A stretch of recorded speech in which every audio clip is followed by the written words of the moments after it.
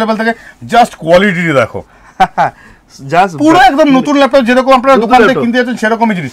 আমাদের কাছে কিন্তু ওপেন ল্যাপটপ বলে বিক্রি করা হয়, নতুন ল্যাপটপ বলে বিক্রি করা হয়। ওই সিল মেটেরিয়াল করে দিয়ে ওপেন বক্স মেটেরিয়াল ওই জিনিস করা হয়। তো মানে এই ল্যাপটপ যারা পারচেজ করবে, যারা গেমিং ল্যাপটপ চাইছে, কোয়ালিটিটা পেছনে একবার দেখাও, তবে তো লোকে বুঝবে ওপেন বক্স কেন ওপেন বক্স কাকে বলা হয়। ঠিক আছে, রাইট? তো কনফিগারেশনস তো বলে দেওয়া হয়েছে। আর যারা একটা গেমিং ল্যাপটপ চাইছে বা ভিডিও এডিটিং, ফটো এডিটিং এর জন্য চাইছে, অনেকে কমেন্ট ডাউন করেছে, ওরা কিন্তু এটা নিতে পারে। হ্যাঁ, আপাতত i5 12 জেনারেশন ওটাই বলতে চাইছি। প্রাইসে 44-45,000 মতো দাম চলছে i5 12 জেনারেশন 8GB 512 দিয়ে উইন্ডোজ 11 দিয়ে মোটামুটি আপনারা পেয়ে যাচ্ছেন 32,500 এ।